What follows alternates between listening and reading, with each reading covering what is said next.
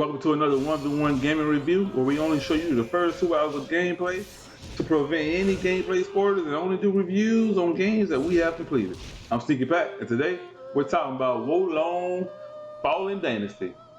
Finally, a Dynasty Warriors game in more of a Souls-like Neo type of way. Developers, Team Ninja and Koei Tecmo, the creators of Neo on PlayStation. And if you're an old fart like me, you know Team Ninja was also behind Ninja Gaiden that was released on Xbox 360 in 2004. Well, they have brought us Wolong Fallen Dynasty. While the game is challenging, this game is nowhere near as hard as Dark Souls for me. Hell, it's not even harder than Sekiro, Bloodborne, or even Neo 1 and 2. That doesn't, however, take away from the excitement that Wolong can offer at all. This game is faster than any of those games I just named and has this morale leveling system thing going on that makes it very different. So let me just get the bad out the way. Okay, so of course, it is an area for you to go to rest, re-up on all your healing, go back to full health, and of course to respond to all the enemies that isn't a boss. The shit we have gotten used to in these type of games. However, Wolong has this morale fortitude rank system in the game that you're either going to hate or just going to get used to it. I didn't come to love it in my 34 plus hours of playing.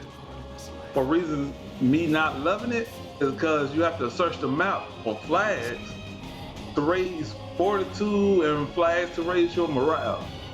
Oh, Wolong isn't open world like Elden Ring. It breaks down to separate maps, pretty similar if not the same as Neo, which is fine with me until you have to search all the maps in order to be at the max level before the main boss fight of almost every stage. This is cool and also frustrating at the same time. Let me explain a tad bit, This kind of level mechanic, it makes it to where the higher your fortitude / morale level, the more damage you can take as well dish out. But if you don't find those flags, you are weak as hell. And that is annoying because no matter your skill level personally, you're going to be at a major disadvantage when it comes to combat. It's almost as if that's how you choose the difficulty of the game. Find all flags? The game is in normal mode. Decide not to find all the flags or you just simply can't because some maps are pretty open, then that's the hard mode. For those of you who want an easy game, yeah, this is not the game for you. Again, it's not as hard as the previous games I stated, but it's still a challenge. It is until you start to learn the enemies. Some of you thinking that's always the case with these type of games. Yeah, that's true, but when it comes to Wolong, there isn't much enemy variety. Therefore, you start to learn the enemies pretty quickly, which takes away from the challenge. I feel not having more enemy types takes some of the fun away. Playing Dark Souls and Elden Ring, you just never knew what the hell you was going to run into your next fight. Show nice you progress through the journey. Also, this game has a lot of loot. Tons of loot. Damn near, and I mean damn near much as Borderlands or Diablo. I beat the game with a weapon that I got 2 to 4 hours in because I just kept upgrading it. So for those of you that like the fact that there's tons of loot, it's there. If you're like me and don't like all that loot in these type of games, you don't have to keep changing your weapons and armor if you don't like. If you see something you like or find a weapon that fits your playstyle, just continue to upgrade it and you should be just fine. Outside of a lot of weapons to choose from, you also have the choice of choosing magic, which is called wizardry spells in this game. There's a total of 6 to choose from. For example, fire, earth, lightning, elements like that. And the cool thing about it is that you're not locked into only using one at a time. You can easily mix them up to your liking. I would just advise you to be careful on how you build your character. But if you don't like the build, you can eventually respect your character. So thank God they put that in the game. Earlier in the video though, I said this game is fast. I meant that shit. This is one of the fastest hand-to-hand combat games that I played that's very Souls-like. No, not God of War, Devil May Cry fast. Not that fast. More Sekiro, Shadows Die Twice fast. It's very fun to play. You feel amazing when you do multiple successful parries.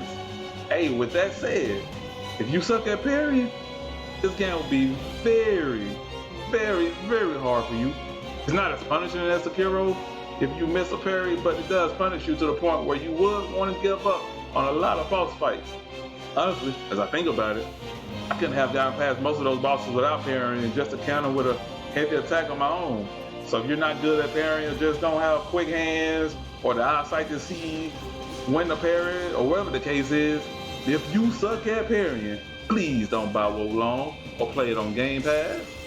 You'll be wasting your time, probably pretty much wasting your time, unless you have a friend or two to carry you in a 3-player co-op where you can go through the whole campaign with 2 other people.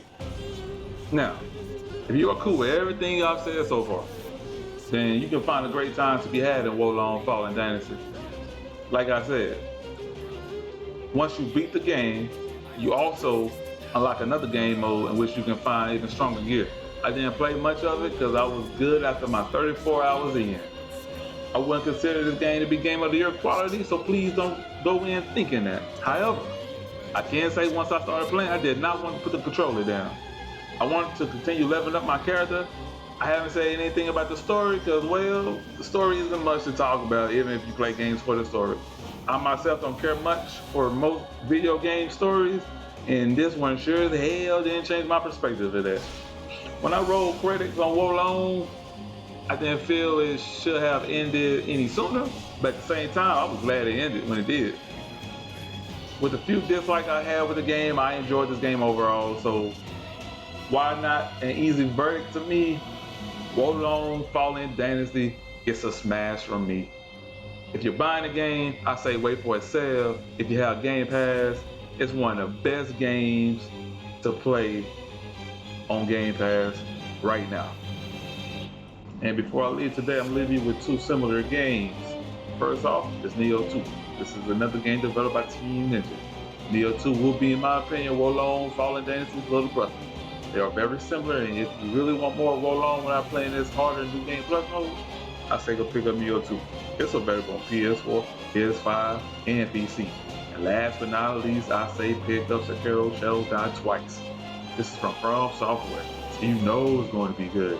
In my opinion, this is the best pairing From Software game to today. You play as War. You only have one main weapon, and that main weapon is a katana. Shit, with that said, I'm gonna say less. Go pick up Sekiro if you're still itching for some more Wo Long. It's available on PS4, PS5, Xbox One, Xbox Series S and X, and PC. If you find this video to be helpful, please subscribe. Thank you for watching the video. I'm Sneaky Pat, and I'm out.